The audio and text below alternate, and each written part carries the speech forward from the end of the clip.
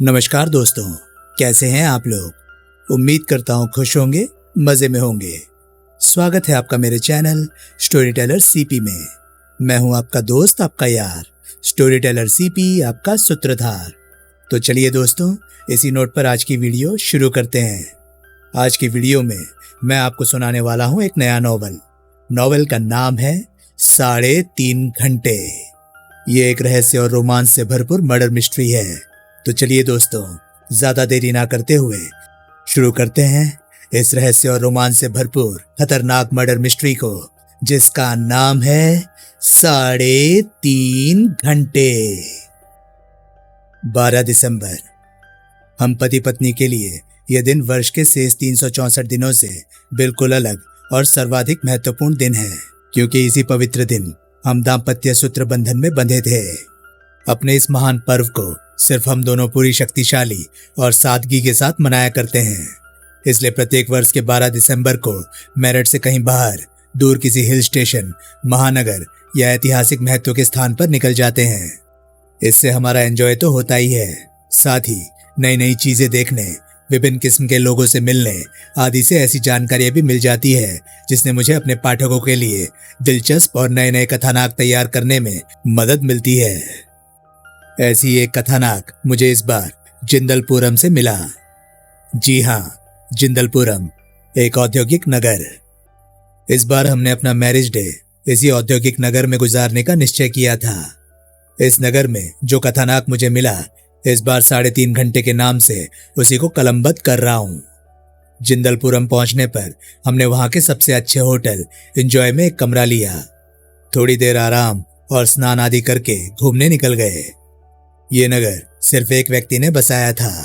जी हाँ, केवल एक ही व्यक्ति ने अपनी अकल, लगन, परिश्रम और योग्यता से। उस व्यक्ति का नाम था हरिकेश बहादुर जिंदल। प्रसिद्ध था कि हरिकेश बहादुर का जन्म एक गरीब दंपति की झोपड़ी में हुआ था। वे अपने माता पिता की प्रथम संतान थे। उनके बाद उनके 3 छोटे भाई और 2 बहनें भी इस दुनिया में आ गई। एक दुर्घटना में पिता अपाहिज हो गए। गृहस्थी का सारा भार हरिकेश बहादुर पर आ पड़ा। उस वक्त हरिकेश बहादुर की उम्र केवल 16 साल की थी, जब गृहस्थी चलाने के लिए एक लॉटरी का पत्ता लेकर अपनी झोपड़ी के बाहर बैठा। 60 साल की आयु तक पहुंचते पहुंचते वो कागज बनाने वाली एक मिल का मालिक बन गया। अब व्यापार में उसके छोटे भाई भी उसके साथ थे। देखते ही देखते वे एक के बाद दूसरी मिल की स्थापना करते चले गए। 90 साल की आयु में हरिकेश बहादुर की मृत्यु हो गई, परंतु अपने पीछे वे एक भरा पूरा परिवार, पत्नी और बच्चे छोड़ गए थे। साथ ही छोड़ गए थे खूब फैला हुआ बिजनेस, जिसे उनके भाइयों और पुत्रों ने मिलकर संभाला ही नहीं, बल्कि बढ़ाते ही चले गए। हरिकेश बहादुर के बाद से 4 पीढ़ियां बदल गई। आज पूरा जिंदलपुरम बस गया है। नगर में जिंदल परिवार की शुगर फैक्ट्री, डिस्टरी, कपड़ा मिल, कागज मिल, रबर फैक्ट्रियां आदि लगभग हर वस्तु का उत्पादन करने की फैक्ट्री है। नगर के लोग जिंदल परिवार के प्रत्येक सदस्य को पूजनीय मानते हैं। हर एक के दिल में उनके लिए असीमित श्रद्धा एवं सम्मान है। इस वक्त जिंदल परिवार में केवल 3 ही प्राणी हैं। सबसे बड़े गजेंद्र बहादुर जिंदल, उनका युवा पुत्र अनूप जिंदल और उनकी पत्नी विभा जिंदल। आप लोग यानी मेरे पाठक सोच रहे होंगे कि मैं व्यर्थ ही जिंदल परिवार का विषय लिखकर आप लोगों को बोर क्यों कर रहा हूं, लेकिन नहीं, मैं एक ऐसी पंक्ति भी लिखना पसंद नहीं करता जिसका मेरे मूल कथानक से संबंध ना हो। मैं तो कभी स्वप्न में भी नहीं सोच सकता था कि वहां मेरी मुलाकात विभा से हो जाएगी। जी हाँ, उस विभा से जिसका ख्याल आते ही मैं बेचैन सा हो उठता हूँ। जुबां पर नाम आते ही दिल बेकाबू होकर धड़कने लगता है। मेरे अतीत का एक टुकड़ा रह रहकर आंखों के सामने चकराने लगता है। विभा से मुलाकात होने के बाद जो कुछ हुआ वो एकदम अप्रत्याशित, दर्दनाक, सनसनीखेज और अत्यंत ही रहस्यमय था। मेरे अब तक के लिखे गए हर जासूसी उपन्यास से कहीं ज्यादा रहस्यमय। शायद इसलिए मैंने उस सबको एक कथानक के रूप में अपने पाठकों के सामने रखने का निश्चय कर लिया। हालांकि मैं जानता हूं कि मेरे इस कृत्य को विभा बदतमीजी और जलालत ही कहेगी। मेरे दिल की धड़कन मुझसे नाराज भी हो सकती है, परंतु अंजाम चाहे जो हो, एक सच्चा कलाकार होने के नाते वो सारा किस्सा 3.5 घंटे मैं लिख रहा हूँ। लगता है कि मैं बहक रहा हूँ, भावनाओं में बह रहा हूँ। ढेर सारी बातें बहुत जल्दी एक ही सांस में कह देना चाहता हूं। यदि मैं इसी तरह लिखता रहा तो सब कुछ अटपटा सा लगेगा। अतः अगले अनुच्छेद से प्रत्येक घटना को क्रमबद्ध ढंग से प्रस्तुत कर रहा हूं। उस रोज 13 दिसंबर था। कुछ लोग 13 के अंक को मनहूस मानते हैं। कम से कम उस 13 दिसंबर से पहले मैं ऐसे लोगों में से नहीं था, परंतु उस दिन घटी हृदय विदारक घटना ने मुझे भी ये मानने के लिए बाध्य कर दिया कि ये अंक सचमुच किसी न किसी रूप से मनहूस होता है। दोपहर का समय करीब 1 बज रहा था। मैं और मधु, ये मेरी पत्नी का नाम है, एंजॉय के रेस्टोरेंट में बैठे लंच कर रहे थे। मधु खाने में व्यस्त थी। अचानक ही मैंने उसे पुकारा, मधु। जी। मधु के हाथ रुक गए।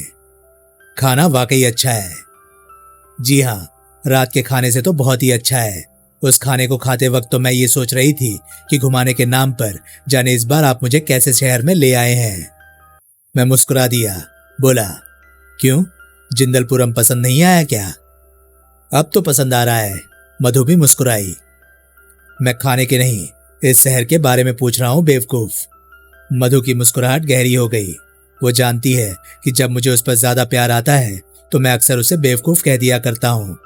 बोली, शायद आपको मालूम नहीं कि अच्छा खाना मिलना भी अच्छे शहर की खूबियों में से एक है। तुम औरतों को तो बस खाने से ही मतलब है, मैंने छेड़ा। हाँ हाँ, क्यों नहीं। और तुम मर्दों को क्या चाहिए? सैर सपाटा, आंखें सेकने के लिए बाजार में घूमती तितलियां। सबसे खूबसूरत तितली तो मेरे सामने बैठी है। बस बस, बहाने तो रहने दीजिए। मैं आपकी बीवी हूं, पाठक नहीं, जो आपकी लच्छेदार बातों में फंसने के लिए 5 रुपए का नोट बर्बाद कर देते हैं। इस चुहलबाजी को जारी रखने के लिए अभी मैंने मुंह खोला ही था कि अचानक डाइनिंग हॉल में एक शोर सा उठा। काउंटर क्लर्क सहित कहीं के मुंह से दबा सा स्वर निकला, अनूप साहब, अनूप साहब। हमारा ध्यान भी भंग हो गया। अचानक ही सरगर्मी सी बढ़ गई थी।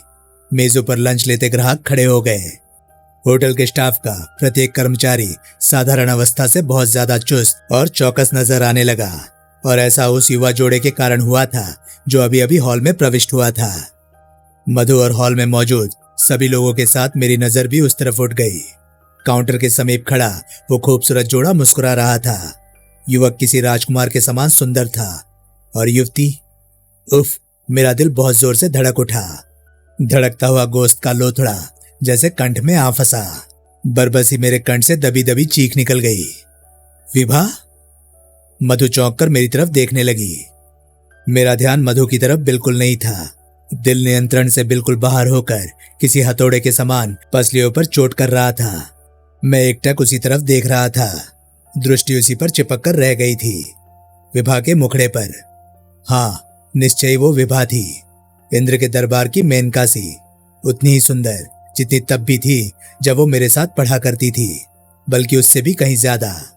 दूध से गोरे, पूर्णिमा के चांद से गोल मुखड़े पर वे ही मृगनयनी आंखें, पंखुड़ियां जैसे होंठ, सुतवा नाक, घने काले और लंबे बाल, कंठ ऐसा जैसे कांच का बना हो। हाँ, वो विभा ही थी, विभा।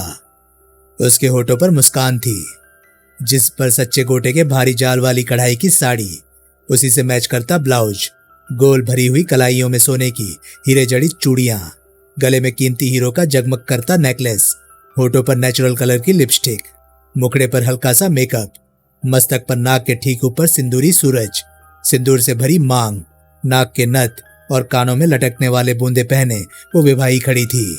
कमान सी भवों के नीचे उसकी काली और गहरी मुस्कुराती सी आंखों में मैं खो गया। मधु शायद एकटक उस वक्त मुझे ही देख रही थी। विभा की दृष्टि अभी तक मुझ पर नहीं पड़ी थी। मेरे दिमाग में बड़ी तेजी से सवाल उभरा कि अगर वो मुझे देख ले तो क्या पहचान लेगी, और यदि पहचान भी ले तो क्या मुझसे बात करेगी। अचानक ही जाने कहां से एंजॉय का मैनेजर प्रकट होकर उनके सामने पहुंचा। सेवक की तरह झुककर उनकी अगवानी की। शायद उसने कुछ कहा। अनूप और विभा एक खाली सीट की तरफ बढ़ गए। मेरे दिमाग में बड़ी तेजी से यह विचार कौंधा कि यह अनूप वही जिंदल परिवार का एकमात्र जीवित चिराग अनूप जिंदल है, और वो उसकी पत्नी है, विभा जिंदल। ओह, मेरे दिमाग में पहले ये ख्याल क्यों नहीं आया कि यही विभा जिंदल होगी। मैं तो ख्वाब में भी नहीं सोच सकता था कि विभा इतने बड़े घराने की बहू बन गई होगी। जो कुछ अपनी आंखों से देख रहा था मुझे तो अब भी वो सब कुछ स्वप्न सा लग रहा था। इस परिवार के साथ जुड़कर विभा शर्मा विभा जिंदल बन गई है। अभी अतीत का वो टुकड़ा मेरी आंखों के सामने उभरा ही था कि कहाँ खो गए जनाब, क्या वो मुझसे भी सुंदर तितली है? मधु ने मुस्कुराकर कहा। मैं बुरी तरह चौंका। बोला, व विभा है मधु? कौन विभा? मधु ने धीमे से पूछा। परंतु मैंने हड़बड़ाहट में अपना वाक्य इतनी जोर से बोल दिया था कि आवाज हॉल में मौजूद दूसरे लोगों के अतिरिक्त अनूप और विभा ने भी सुन ली थी। दूसरों के समान चौंक कर उन्होंने भी मेरी तरफ देखा। अगले ही पल विभा के कंठ में कहीं सितार बजा। वेद? मैं उछल पड़ा। मधु के सवाल का जवाब दिए बिना हक्का बक्का सा विभा की तरफ देखने लगा। ओह, तुम तो सचमुच वेद ही हो। विभा रूपी कोयल पुनः कूकी। वो खुश होकर लपकती सी हमारी सीट की तरफ आई। हड़बड़ाकर मैं एक झटके से खड़ा हो गया। मधु भी खड़ी हो गई। हाँ विभा, मैं हक्का बक्का सा था। मैं तो तुम्हें यहां देखकर चकित रह गया। सारे हॉल की तरह मधु भी चकित निगाहों से हमारी तरफ देख रही थी। तब तक अनूप भी हमारी सीट के करीब आ चुका था। विभा ने बताया, ये मेरे पति हैं अनूप जिंदल, और ये है वेद प्रकाश शर्मा। मेरे साथ LLB में पढ़े हैं, वही जिनके आप उपन्यास पढ़ते हैं। ओह, कहने के साथ ही अनूप ने अपना हाथ आगे बढ़ा दिया। बोला, आपसे मिलकर बहुत खुशी हुई शर्मा जी, मैं आपका फैन हूं। विभा अक्सर कहा करती थी तुम इसके साथ पढ़े हो। मुझे भी, मैंने जल्दी से हाथ मिलाते हुए कहा। ये मेरी पत्नी है मधु। मधु ने अपनी आदत के मुताबिक हाथ जोड़कर नमस्ते की, होठों पर मुस्कान बिखेरी और बोली, लंच आपको हमारे साथ ही लेना पड़ेगा। Why not? बैठो विभा, तुम्हारा क्लास फेलो मिल गया है और मेरा फेवरेट राइटर। लंच में मजा आएगा। कहने के साथ ही अनूप कुर्सी पर बैठ गया, विभा उसके सामने वाली कुर्सी पर। मैं और मधु भी बैठ गए। और सुनाओ वेद, तुम यहाँ क्या कर रहे हो? विभा ने पूछा। मेरे कुछ कहने से पहले ही अनूप बोल पड़ा। कर क्या रहे होंगे? किसी नए प्लॉट की तलाश में होंगे। मैं और मधु हंस पड़े। देखिए जी, आप हम दोस्तों की बातों के बीच में नहीं टपकेंगे, विभा ने अनूप से कहा। आपको अपने लेखक से बात करनी है तो बाद में करें, फिलहाल चुप रहने में ही आपकी भलाई है। अनूप ठहाका लगाकर हंस पड़ा। मधु और मैं भी मुस्कुरा दिए। अनूप ने मधु से कहा, लीजिए मधु जी, हम दोनों ठूंठ रह गए, ये पुराने दोस्त मिल गए, अब भला हमारी परवाह कहाँ करेंगे। पुरानी दोस्ती में कशिश ही ऐसी होती है। मधु ने कनखियों से मुझे देखा। मेरे कुछ कहने से पहले ही वहां वेटर आ धमका। उनसे पूछकर मैंने उनकी पसंद के लंच का ऑर्डर कर दिया। वेटर सारा सामान यूं ले आया जैसे लेने के लिए कहीं गया ही नहीं था। हम चारों एक साथ लंच लेने लगे। इधर उधर की बातें होती रही। विभा ने स्वयं स्वीकारा कि अब जासूसी उपन्यास क्षेत्र में मेरा नाम खूब चल रहा है। उसने सफलता के लिए मुझे बधाई दी। अनूप जिंदल किसी पाठक के समान ही मेरे उपन्यासों की तारीफ करता रहा, साथ ही कुछ वैसे प्रश्न करता रहा जैसे अक्सर मिलने पर पाठक करते रहते हैं। जिस वक्त मैं और अनूप बात कर रहे थे, उस वक्त मधु और विभा के बीच जाने क्या खिचड़ी पकती रही। लंच में हमें 1 घंटा लगा और इस घंटे में ऐसा लगने लगा था कि जाने हम सब कितने पुराने परिचित हैं। अनूप ने हमें डिनर पर इनवाइट किया और हमारे काफी इनकार करने पर भी ना माना तो हमें स्वीकार करना ही पड़ा। हमने उनसे डिनर उन्हीं के यहाँ लेने का वादा कर लिया। कमरे की चटकनी अंदर से लगाकर मैं अभी घुमा ही था कि मधु ने पूछा, कहीन जनाब, कौन है ये विभा देवी? कौन? क्या मतलब? मैं थोड़ा बौखलाया। तुम्हें परिचय दिया तो था, वो LLB में मेरे साथ पढ़ी है। पढ़े तो और भी बहुत से स्टूडेंट्स होंगे। चंचल मुस्कुराहट के साथ मधु ने मुझे गहरी दृष्टि से देखते हुए कहा, लेकिन वो विभा देवी मुझे कुछ विशेष ही आपके साथ पढ़ी हुई नजर आई। जी उठी जैसे किसी गरीब को खजाना मिल गया हो। ऐसे मत करो मधु, मैं गंभीर हो गया। विभा के बारे में ऐसा सोचना भी पाप है। मधु का चंचल स्वर, कैसा सोचना? वैसा ही जैसा तुम सोच रही हो। कैसा सोच रही हूं मैं? शायद यही कि जब वो मेरे साथ पढ़ती थी तो मुझसे कुछ प्यार व्यार करती थी। क्यों नहीं हो सकता? उम्र ही ऐसी होती है। स्टूडेंट लाइफ में अक्सर ये रोग लग ही जाता है। मधु मुझे छेड़ रही थी जबकि मैं पूरी तरह से गंभीर था। बोला, ये माना मधु कि स्टूडेंट लाइफ में अक्सर प्यार हो जाता है, लेकिन सच मानो वो सब लड़कियों से अलग थी। बहुत ही ब्रिलियंट, समझदार और सुलझे हुए पैने दिमाग की मालिक। आप तो बड़ी तारीफ कर रहे हैं उसकी। मधु, सचमुच विभा है ही तारीफ के काबिल। अभी तुम उसके बारे में कुछ नहीं जानती। कुछ ही देर की मुलाकात है ना। मेरे साथ वो 3 साल पढ़ी है। उसका दिमाग बहुत तेज है, बहुत ही पैना। सिर्फ मैं या दूसरे सब स्टूडेंट्स ही नहीं, बल्कि एलएलबी के हमारे प्रोफेसर भी विभा के दिमाग का लोहा मानते थे। वो अपनी सुंदरता से 1000 गुना ज्यादा बुद्धिमान है। सेकंड ईयर में एक दिन अचानक ही हॉस्टल के कमरे में हमारे एक साथी स्टूडेंट की लाश पाई गई। सभी चौंक पड़े थे।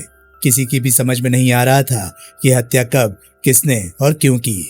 केस जब पुलिस के बस का ना रहा तो प्रशासन ने केंद्रीय खुफिया विभाग को सौंप दिया। खुफिया विभाग के जासूसों से पहले ही अत्यंत जटिल केस को विभा ने अपनी बुद्धि और तफ्तीश से हल करके सबको चकित कर दिया था। मैं उसके दिमाग की नहीं जनाब, सुंदरता की बात कर रही हूँ। सच मधु, प्यार व्यार की तरफ उसका कोई ध्यान नहीं था। अरे आप तो सीरियस हैं। हल्के से चौंक कर इस बार मधु भी गंभीर हो गई। कमाल कर रहे हैं आप भी। क्या मैं आपको नहीं जानती हूं? क्या मतलब? मैं तो मजाक कर रही थी। आप शायद सचमुच ये समझे कि मैं आपके और विभा के संबंधों पर शक कर रही हूं। ऐसा नहीं है मधु, मैं जानता हूं कि मेरे बारे में कम से कम तुम ऐसा कभी नहीं सोच सकती। फिर आज अचानक इतने सीरियस कैसे हो गए? दरअसल तुम्हारा ये सोचना ठीक ही था कि स्टूडेंट लाइफ में युवक युवतियां अक्सर बहक जाया करते हैं। बात तुमने बिल्कुल उल्टी कही थी। दरअसल विभा कभी नहीं बहकी। उसे लेकर अक्सर लड़के ही बहक जाया करते थे।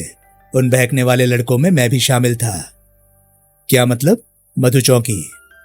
मैं तुम्हें आज अपनी जिंदगी की किताब के कुछ ऐसे पृष्ठ पढ़ाना चाहता हूं जिन्हें तुमने कभी नहीं पढ़ा था। यूं समझो कि जिन्हें मैं खुद भूल चुका था। आपके साथ 7 फेरे ही आपकी जिंदगी की किताब पढ़ने के लिए काफी है। तो सुनो, मैं एक लंबी सांस लेने के बाद शुरू हो गया। एलएलबी में हम 3 साल साथ साथ पढ़े। मैं भी हॉस्टल में रहता था और विभा भी, हमारे अन्य सहपाठी भी। एलएलबी पढ़ाई ही दिमाग की है और दिमाग में हम सब में तेज विभा थी। मैं मध्यम श्रेणी के दिमाग वाले विद्यार्थियों में से था। उस जमाने में पूरे कॉलेज में विभा से सुंदर लड़की कोई नहीं थी। अनेक मनचले और रोमांटिक मिजाज के लड़के विभा का सामीप्य पाने के लिए बहाने ढूंढा करते थे, लेकिन विभा का ध्यान कभी इस तरफ रहा ही नहीं। उसका ध्यान सिर्फ और सिर्फ अपनी पढ़ाई में ही था। मुझे ये कहने में कोई हिचक नहीं है कि फर्स्ट ईयर से ही वो मुझे अच्छी लगती थी। उसका ख्याल आते ही मेरे मन में मीठा मीठा दर्द होने लगता था। उसके सामने पहुंचते ही दिल बड़ी जोर से धड़कने लगता था। मेरा मन हमेशा उससे बातें करने, उसे देखते रहने के लिए किया करता था। उसके ख्यालों में गुम होकर मैं रात रात भर जागता रहता। उसे देखने के क्षण से ही मैं उसकी तरफ आकर्षित होने लगा था और ये आकर्षण समय के साथ बढ़ता ही चला गया। संयोग से जिस किसी दिन वो मुझे नहीं दिखती तो मन बेचैन, सब कुछ खाली खाली सा महसूस होने लगता। ऐसा लगता जैसे कि वो दिन बिल्कुल बेकार गुजरा। संक्षेप में, आज भी मुझे ये स्वीकार करने में कोई संकोच नहीं है कि मैं उससे प्यार करने लगा था, परंतु मैंने कभी दूसरे लड़कों की तरह उससे कभी कुछ नहीं कहा। बातें करने का बहाना तक तलाश नहीं किया। यहाँ तक कि फर्स्ट ईयर में भी मेरी विभा से कभी कोई बात नहीं हुई। मेरा प्यार पूर्णतया एक तरफा और मुक्त था, पूरी तरह खामोश। हाँ, दूसरे की तरह मैं भी उसके दिमाग का लोहा मानने लगा था। उन दिनों विभा अत्यंत ही सादगी से रहती थी, चेहरे पर पूर्ण गंभीरता लिए। वो पूरी यूनिवर्सिटी में प्रथम आई, जबकि मैं केवल 2nd क्लास मार्क्स ही प्राप्त कर सका।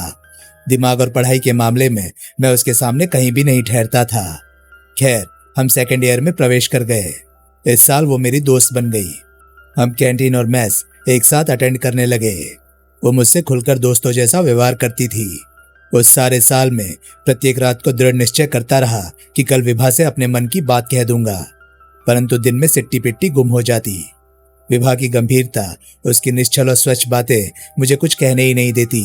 साहस टूट जाता। हर दिन यही हुआ। कई बार ये सोचकर कि मैं जुबान से कुछ नहीं कह पा रहा हूँ, पत्र लिखे, मगर दे न सका। पत्र 2-4 दिन पड़ा रहता, फिर उसे फाड़कर नया लिख लेता। सारे साल मैं यूं ही पत्र लिखता रहा और फाड़ता रहा। उन दिनों मेरे लिखे उपन्यास भी प्रकाशित होने लगे थे, मगर मेरे नहीं, किसी अन्य के नाम से। विभा ने पुनः यूनिवर्सिटी टॉप किया। इस बार मेरे फर्स्ट क्लास के मार्क्स थे, शायद उसी के साथ रहने के कारण। हम तीसरे साल में प्रविष्ट हो गए। वो सारा साल भी यूं ही निकल गया। मैं कभी अपने प्यार को जुबां पर भी नहीं ला सका, ना ही अन्य किसी माध्यम से विभा को अपने दिल की बात बता सका। हमारे पेपर शुरू हो गए और अंतिम पेपर छूटने के बाद विभा विभा उसकी तरफ भागते हुए मैंने उसे पुकारा। वो रुकी, बोली, हेलो वेद, पेपर कैसा रहा? ठीक। भागने के कारण मैंने अपनी उखड़ी हुई सांस को नियंत्रित करने की कोशिश की। क्या बात है? विभा मुस्कुराई। काफी दूर से भाग कर आ रहे हो?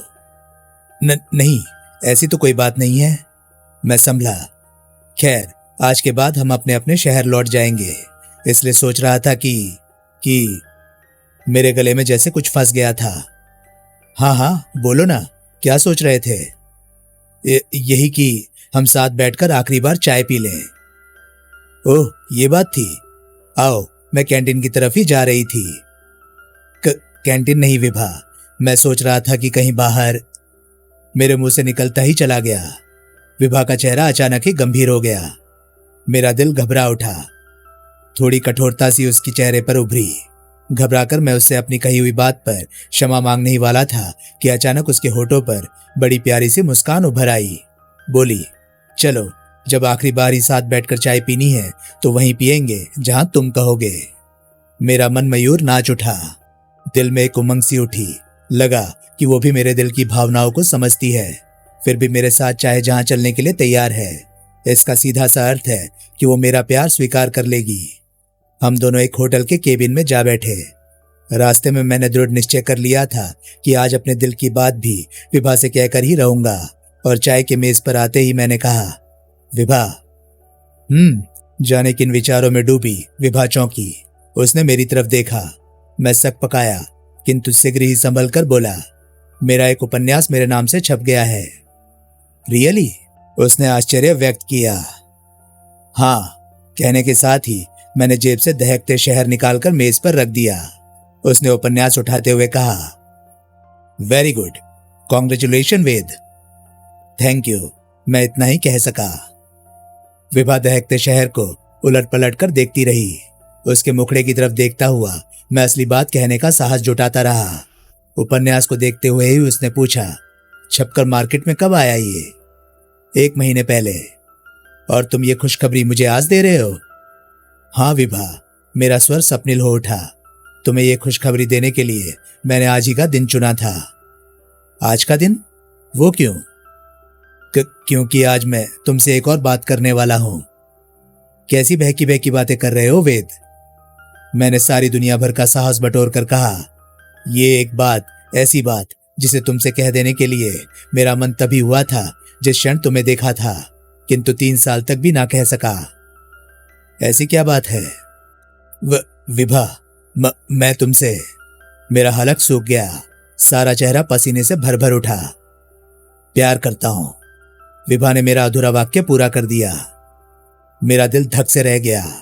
सच, उन 2-4 क्षणों के लिए मेरा दिल बिल्कुल नहीं धड़का था। चेहरे पर ढेर सारा पसीना और हक्का बक्का रह जाने के भाव लिए उसकी तरफ देखा। वो बिल्कुल गंभीर थी। मेरे मुंह से बड़ी मुश्किल से फंसी फंसी आवाज निकली, हाँ। चलो, तुमने ये बात कही तो सही, विभा बोली। उसके इस वाक्य ने मेरे हौसले बुलंद कर दिए। बोला, सच विभा, मैं तुमसे बहुत प्यार करता हूं। मुझे अपने नाम से छिपने वाली इस पहली कृति की कसम है, तुमसे शादी करना चाहता हूं। इतनी बड़ी कसम? मैं इससे भी बड़ी कसम खा सकता हूं विभा। सच, मैं तुम्हें बेहद, उफ, तुम्हारी कसम। तुम्हारे इस खूबसूरत मुखड़े की तरफ देखकर मैं हमेशा से यही कल्पना करता रहा हूं कि इस मस्तक पर सिंदूरी बिंदिया लगेगी, तुम्हारी मांग में सिंदूर भरा होगा। उस रूप में तुम कितनी सुंदर लगोगी, अपने इस रूप से कई गुना ज्यादा सुंदर। वो बिंदिया, वो सिंदूर, सब मेरे लिए होगा। मैं वेद, उसने टोका। उड़ते उड़ते जैसे किसी ने मेरे पंख काट लिए। चौंक कर उसकी तरफ देखने लगा। उसने बड़े ही शांत और गंभीर स्वर में कहा, मैं जानती हूं कि तुम भावुक हो। भावुक ना होते तो लेखन की तरफ कभी ना झुकते, लेकिन भावनाओं में इतनी दूर तक मत बहो कि उन्हीं में डूबकर रह जाओ। क्या मतलब विभा? मैं जमीन पर आ गिरा। मैं इन प्यार मोहब्बत की बातों से नफरत करती हूं। विभा, मैं किसी जख्मी के समान छटपटा सा उठा। जो तुमने कहा है या आगे भी जो कुछ तुम कह सकते हो वो मैं जानती हूँ। आज से नहीं बल्कि तभी से जब हम फर्स्ट ईयर में थे।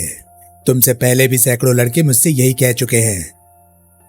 मैं उन लड़कों जैसा नहीं हूं विभा। जानती हूं, इसलिए तुम्हारे कहने पर मैंने वैसा नहीं किया जैसा उन लड़कों के साथ करती रही हूं।